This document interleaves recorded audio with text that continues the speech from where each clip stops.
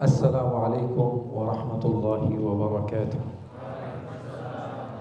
Alhamdulillah wa sallallahu wa sallam wa baraka ala Rasulillah Muhammad ibn Abdullah wa ala alihi wa sahbihi wa man walah. Subhanaka la ilma lana illa ma 'allamtana innaka antal alimul hakim. Rabbi shrah li sadri wa yassir li amri wahlul 'uqdatam min lisani yafqahu qawli. وسدد لساني واهدي قلبي بجاه النبي والآل وصحبي اللهم إني أعوذ بك من علم لا ينفع وعمل لا يرفع وقلب لا يخشع ودعاء لا يستجاب لها ولا حول ولا قوة إلا بالله العلي العظيم. معاشر الحاضرين والحاضرات yang dimuliakan oleh Allah Subhanahu wa taala, sebagaimana dikatakan tadi bahwa sesungguhnya tidaklah Allah menggerakkan hati kita ke tempat ini kecuali panggilan daripada Habibana Muhammad sallallahu alaihi wasallam. Karena Rasul sallallahu alaihi wasallam begitu mencintai orang yang mencintai Rasul. Banyak daripada hadis-hadis Rasul yang kita fahami mafhumnya, Rasul sallallahu alaihi wasallam menginginkan dari seorang hamba Allah Subhanahu wa taala untuk lebih dahulu mendekat sehingga akan didekati. Dan itulah umumnya cara bercinta. Seseorang tidak akan pernah tahu kalau engkau mencintai dia sebelum kecuali setelah engkau katakan bahwa saya mencintainya.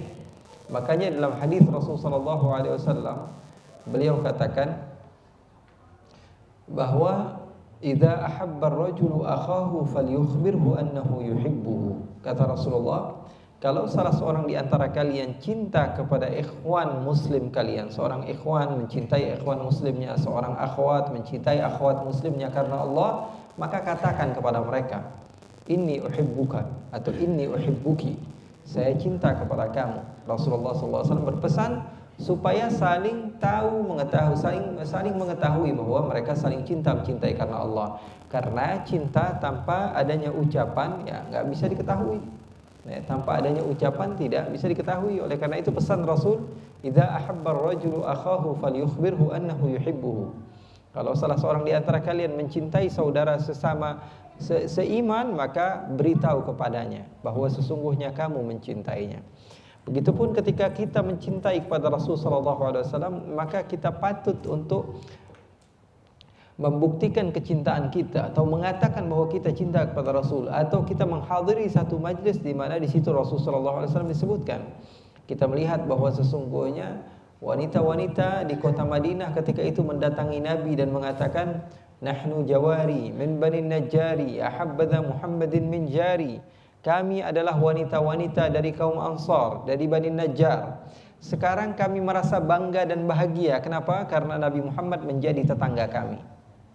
Rasulullah SAW mendengar qasidah yang dibacakan oleh perempuan-perempuan tersebut. Rasulullah mendekat kepada mereka dan bertanya. Rasulullah katakan, atuhbibnani? Apakah betul kalian cinta kepadaku?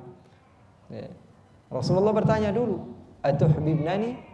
Apakah kalian betul cinta kepadaku? Mereka mengatakan, qulna bala ya Rasulullah. Betul sekali ya Rasulullah, kami mencintaimu.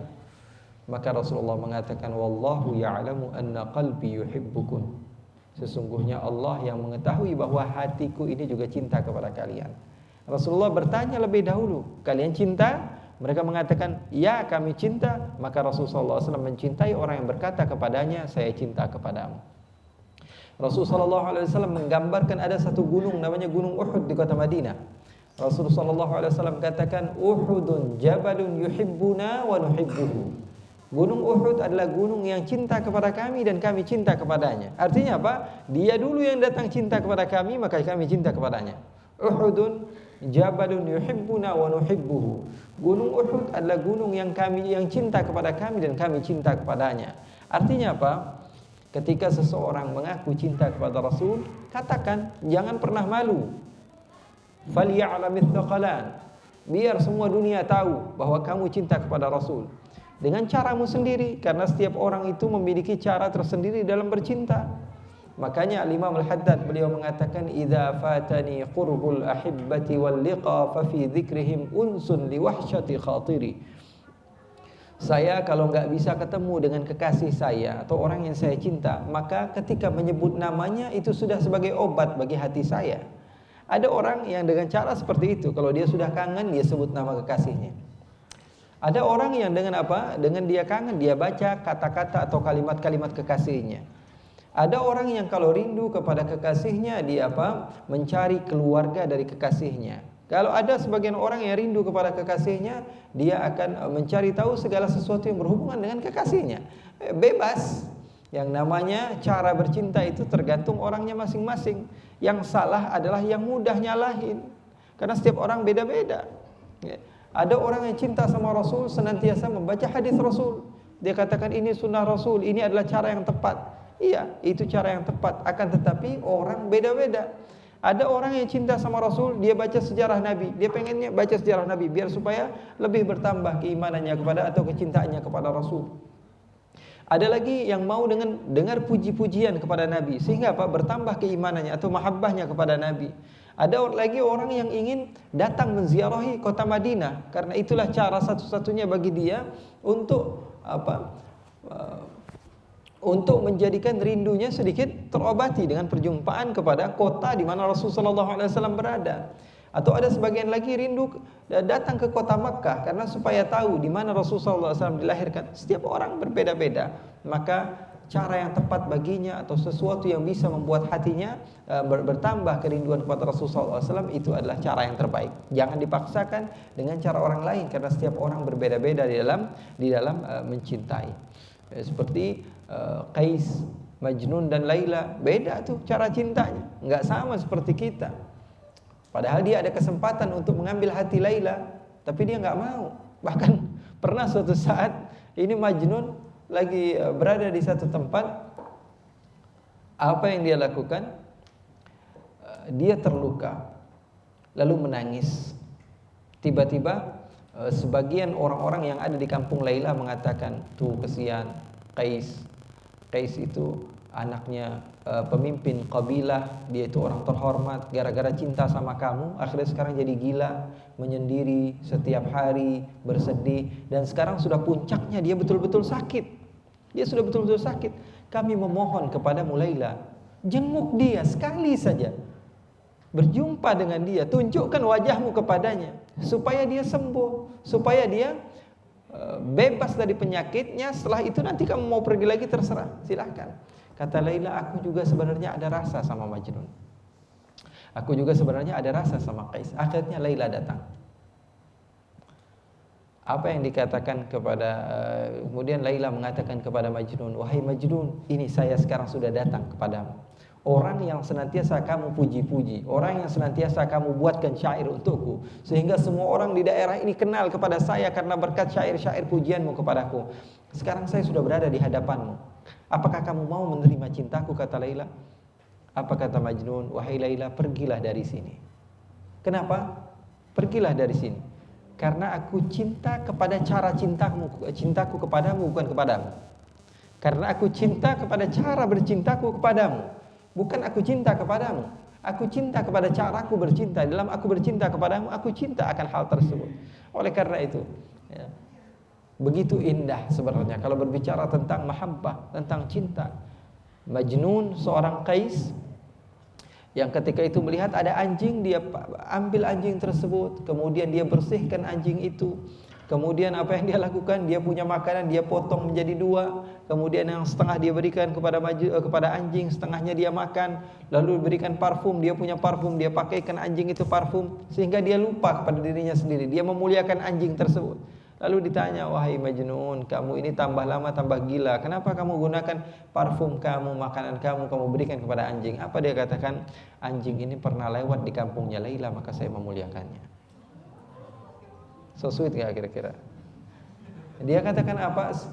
Anjing ini pernah masuk ke kampung Laila, maka saya memuliakan anjing ini. Itu bagaimana cara bercinta seseorang yang sudah di puncak di dalam kecintaan. Artinya apa? Sekarang kita gak bisa nyalahin sebagian orang yang dia cinta sama Nabi sehingga dia lupa akan dunianya, sehingga dia lupa akan cara hidupnya, bahkan dia lupa kepada dirinya. Dia yang ada di dalam otaknya, bagaimana kekasih saya bahagia, bagaimana Rasulullah senang, bagaimana Rasulullah SAW bergembira tersenyum kepada saya. Di dalam peperangan Uhud, Rasulullah SAW tersiksa.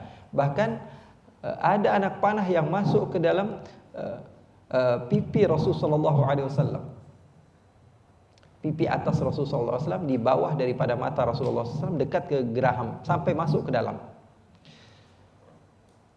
Sehingga ketika itu ada seorang sahabat bernama Abu Talhah. Apa yang beliau lakukan? Beliau berlari mengejar Rasulullah SAW. Apa yang beliau lakukan? Beliau tutupi Rasulullah SAW dengan dadanya. Sehingga apa? Sehingga panah yang datang itu mengenai dadanya Abu Talhah. Dan Abu Talhah mengatakan, "Nahri duna nahrika ya Rasulullah." Biarkan saya yang mati, akan tapi engkau terselamatkan ya Rasulullah. Lalu datang Abu Dujana. Abu Dujana berdiri di belakang Rasulullah SAW. Abu Talhah di depan, Abu Dujana di belakang. Dan ada salah seorang di antara mereka bernama Abu Sinan, Malik bin Sinan. Beliau mengambil daripada darah Rasul lalu diisap oleh beliau. Rasulullah SAW dibawa, diangkat. Sebagian Rasulullah SAW sudah tidak mampu untuk berdiri, maka Talhah bin Ubaidillah beliau menjadi seperti orang yang menunduk. Kemudian Rasulullah SAW diletakkan di atas bahunya, kemudian diangkat oleh beliau sehingga Rasulullah katakan, aujabat ya Talhah, kamu sudah pasti masuk surga, wahai sahabatku, kamu sudah pasti masuk surga. Sehingga Rasulullah SAW terselamatkan. Dan salah seorang di antara sahabat Nabi yang bernama Mus'ab bin Umair, beliau terbunuh karena Rasulullah SAW. Mus'ab bin Umair menjadi korban karena wajahnya serupa dengan wajah Rasul. Wajah sahabat ini serupa seperti wajah Rasul, sehingga beliau menjadi target. Orang mengira bahwa Mus'ab ini adalah Rasulullah. Ternyata bukan Rasulullah. Salah seorang di antara mereka bernama Ibnu Qami'ah, musuh Allah, musuh umat Islam, mendekat Mus'ab bin Umair lalu dibunuh dari belakang dengan pedangnya. Lalu dikatakan, qataltu Muhammada, saya sudah bunuh Muhammad, nabinya orang Islam. Padahal yang terbunuh siapa? Mus'ab bin Umair, sahabat Rasul sallallahu alaihi wasallam. Sahabat yang kaya raya, kemudian meninggalkan hartanya untuk Allah dan Rasulnya. Beliau adalah bisa dikatakan orang yang paling dikenal di kota Makkah dengan ketampanannya, dengan fashionnya, dengan parfumnya, dengan apa yang dia punya adalah hal-hal yang paling baik, yang paling bagus. Akan tapi semuanya ditinggalkan. Sampai Rasulullah pernah melihat beliau berjalan, Rasulullah menangis. Rasulullah bertanya, kenapa wahai Rasulullah? Ditanya, kenapa Rasulullah? Rasulullah mengatakan, aku melihat orang yang barusan lewat tadi. Siapa? Mus'ab bin Umair. Kenapa dia ya Rasulullah? Saya melihat bajunya, kata Rasulullah, kancingnya terbuat dari duri. Sementara di kota Makkah saya tidak pernah melihat remaja yang lebih rapi di dalam berpakaian, kecuali Mus'ab bin Umair. Bayangkan, Mus'ab tidak mau ada baju yang sama pemuda kota Makkah dengan baju dia. Dia pasti ganti dengan baju yang baru. Mus'ab itu terkenal orang yang rapi, bersih, parfum dia tidak mau sama dengan pemuda-pemuda yang ada di kota Makkah. Dia akan pergi ke Romawi dan berbelanja sendiri, ambil parfum yang terbaik yang ada di sana. Tiba-tiba di kota Madinah beliau menggunakan baju satu warna, dan itulah satu-satu baju beliau, dan beliau menggunakan apa? Menggunakan duri, sehingga Rasulullah SAW menangis ketika melihat Mus'ab. Wafat di situ. Kemudian Rasulullah SAW ingin menyolati daripada jenazah beliau. Setelah itu mau dikafankan, ternyata ditanya, apa yang dimiliki oleh Mus'ab? Mus'ab, anak orang kaya raya di kota Makkah, apa yang dia miliki? Ketika dicari-cari, ternyata beliau tidak memiliki apapun kecuali baju yang beliau gunakan. Lalu dipakai untuk menutupi kepalanya, kakinya terbuka.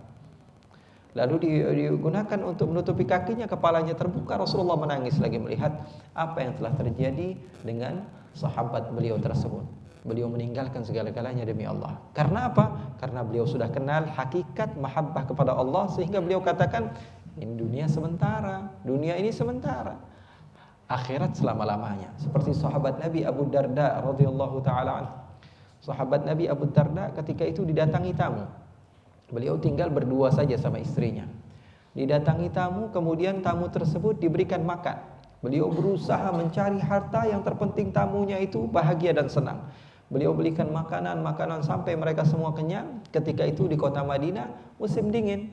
Lalu apa yang terjadi? Abu Darda memberikan semua makanan tersebut, dan di malam hari tamunya sudah mau tidur, mau istirahat, tiba-tiba tamunya mengatakan, wahai saudaraku, sesama tamu tersebut, karena ada beberapa orang dia katakan, kita ini sudah pakai jaket tapi musim dingin ini tidak membuat kita tambah tidak kuat. Ini bagaimana ini Abu Darda lupa sama kita?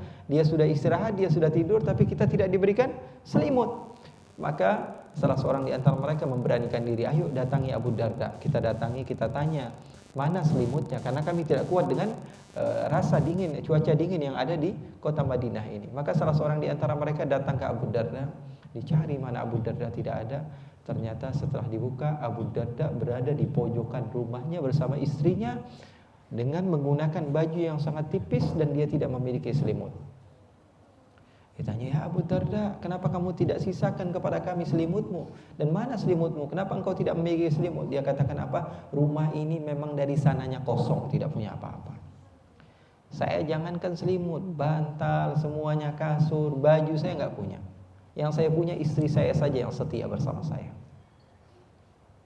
Terus apa yang kamu miliki? Saya punya rumah cuma 2. Rumah yang sekarang kamu lihat dan rumah yang satu lagi. Apapun yang saya punya di sini saya letakkan di sana.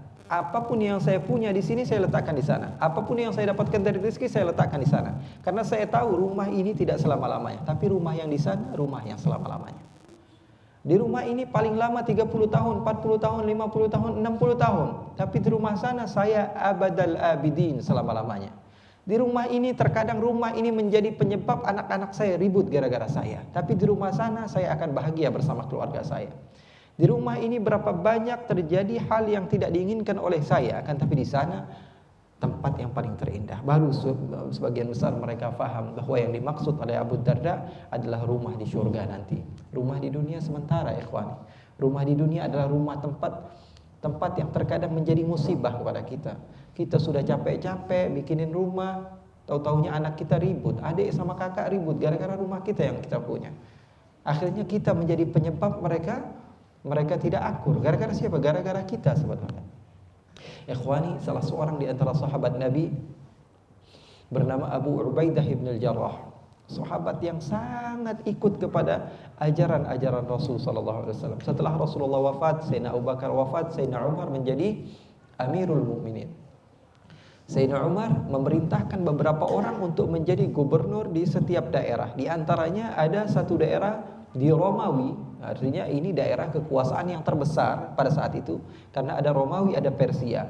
Di Romawi, Sayyidina Umar letakkan siapa? Sayyidina Umar letakkan seorang sahabat bernama Abu Ubaidah bin al-Jarrah. Artinya apa? Ini daerah kekuasaan yang enak, ini daerah kekuasaan yang empuk, ini daerah kekuasaan yang penuh dengan harta. Diletakkan di situ seorang sahabat bernama Abu Ubaidah bin al-Jarrah. Maka Abu Ubaidah sebenarnya menolak, akan tetapi dipaksa oleh Amirul Mukminin Sayyidina Umar, beliau pun ikut. Karena ini adalah perintah daripada Sayyidina Umar, beliau ikut.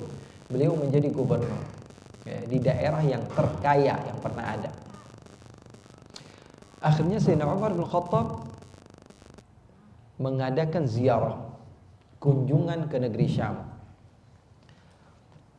Datanglah Sayyidina Umar dengan rombongan ke tempat tersebut, dan Sayyidina Umar ingin berjumpa dengan sahabatnya yang bernama Abu Ubaidah bin al-Jarrah. Abu Ubaidah ini termasuk 10 sahabat yang diwajibkan masuk syurga, ya, termasuk 10 sahabat yang masuk syurga.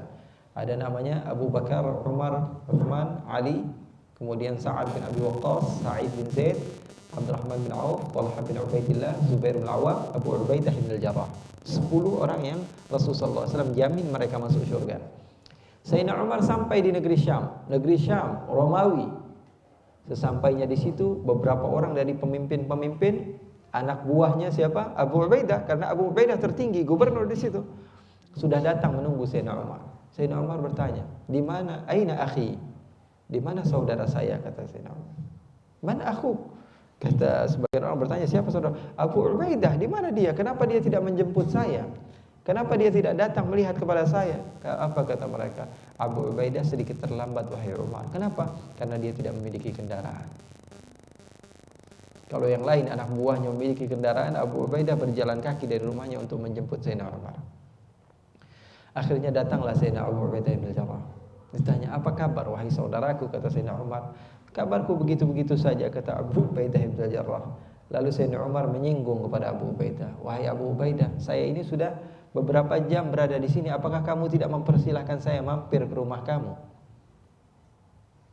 Karena sebagian orang akan berpikir bahwa sesungguhnya Abu Ubaidah ini sebagai seorang gubernur di negeri Romawi, di daerah yang terbesar, adidaya,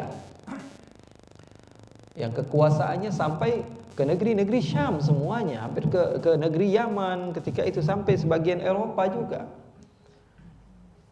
Akhirnya Sayyidina Umar bertanya, "Apakah kamu tidak mempersilahkan saya datang ke rumahmu wahai Abu Ubaidah?" Kata Abu Ubaidah, "Sudahlah wahai Umar, jangan bergurau denganku. Duduklah di tempatmu, jangan mampir di rumah saya." Kata Sayyidina Umar, "Saya tetap mau mampir." Kata Abu Ubaidah, "Kalau memang kamu memaksa, ya sudah, kamu datang ke rumah saya." Akhirnya Sayyidina Umar ditemani Abu Ubaidah, berdua saja datang ke rumahnya Abu Ubaidah. Sesampainya di rumah Abu Ubaidah, Sayyidina Umar terkejut karena rumahnya begitu sempit, hanya kotak 4.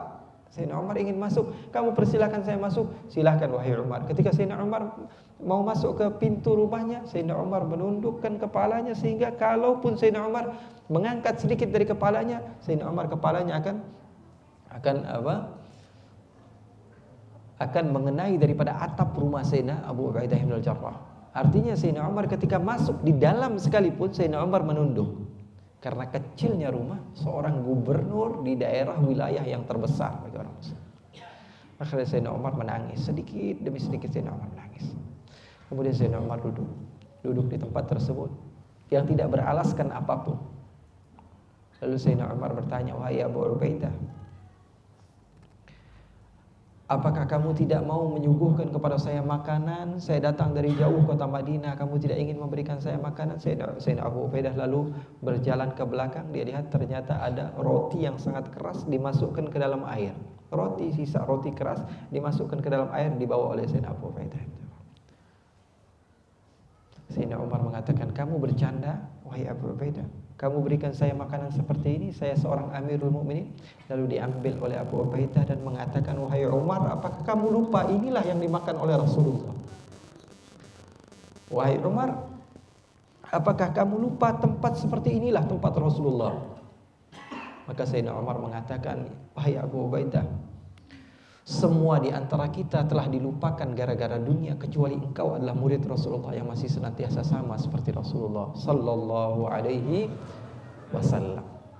Oleh karena itu, mahabbah, cinta para sahabat dengan mutabah, pengikutan kepada Rasul sallallahu alaihi wasallam, mudah-mudahan dengan hadirnya kita di acara Maulid Rasul sallallahu alaihi wasallam ini bertambah keimanan kita, kecintaan kita kepada Rasul sallallahu alaihi wasallam dengan pujian-pujian yang dibacakan, dengan zikir-zikir yang dibacakan, dengan salawatan-salawatan yang dibacakan. Mudah-mudahan Allah Subhanahu wa taala senantiasa menjadikan kita terus-menerus bisa meniru kepada mereka-mereka para pecinta sejati kepada Nabi besar Muhammad sallallahu alaihi wasallam.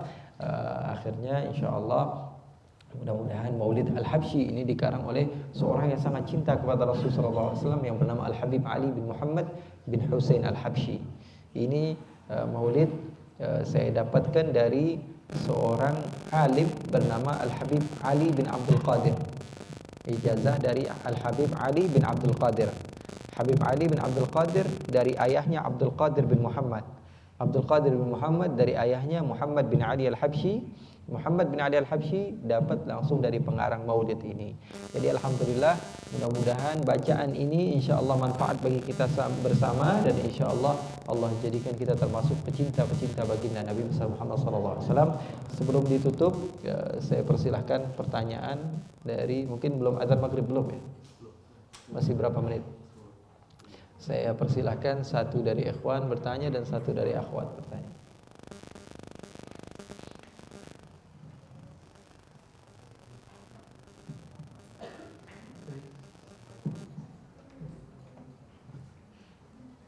Baik, bagi pemirsa yang bertanya, bagi para jamaah, silakan dari ikhwan satu orang dan dari akhwat satu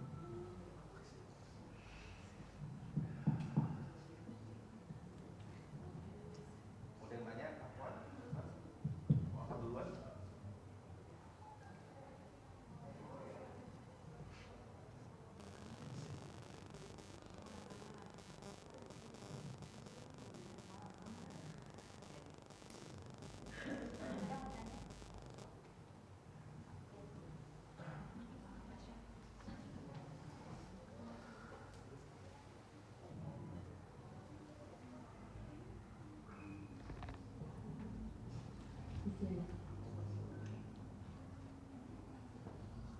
Bismillah. Allah. Habib, saya hanya ingin bertanya, ingin menanyakan amalan-amalan yang bisa kita lakukan di rumah, yang mudah-mudahan, yang dengan harapan kita bisa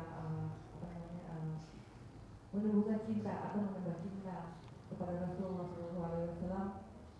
Itu aja Habib. Jawabannya dua. Yang pertama adalah perbanyak baca sejarah Nabi. Perbanyak baca sejarah Nabi Muhammad SAW. Buka kitab-kitab syama'il tentang fisik Rasul sallallahu alaihi wasallam, bagaimana bentuk wajah Rasul, bagaimana bentuk telinga Rasul, bagaimana bentuk hidung Rasul, bagaimana bentuk mata Rasul, kemudian bagaimana cara berjalan Rasul, bagaimana cara duduk Rasul, bagaimana Rasul dengan sahabat-sahabatnya, bagaimana Rasul dengan anak-anaknya, bagaimana Rasul dengan istri-istrinya, bagaimana. Itu adalah hal yang paling mujarab untuk menambahkan cinta kepada Rasul. Karena umumnya manusia itu tercipta dengan tabiat manusia adalah suka kepada keindahan, dan di dalam sejarah Nabi Muhammad SAW isinya hanya keindahan. Artinya apa? Fama min khuluqin fil bariyati mahmud. Saya baca di sini. Illa wa huwa mutalaqqan an zainil wujud. Tidaklah ada satu akhlak pun yang terpuji bagi umat manusia kecuali semuanya itu terdapat daripada Rasul sallallahu alaihi wasallam. Artinya akhlak itu siapa? Akhlak itu Rasulullah. Akhlak yang baik itu bagaimana ya Habib? Akhlak baik itu Rasulullah. Rasulullah akhlaknya bagaimana? Akhlak itu ada gara-gara Rasulullah. Akhlak itu ada karena sifat-sifat Rasul sallallahu alaihi wasallam. Maka apa yang dilakukan oleh Rasul itu adalah akhlak yang baik. Apa yang ditinggalkan oleh Rasul, maka itu akhlak yang buruk. Jadi cara cepat untuk menumbuhkan cinta kepada Rasul, baca sejarah Nabi, baca syama'il Nabi. Kemudian yang kedua, perbanyak salawat kepada Rasul sallallahu alaihi wasallam dan berusaha mengikuti amaliyah sunnah-sunnah baginda Rasul semampu kita. Nah,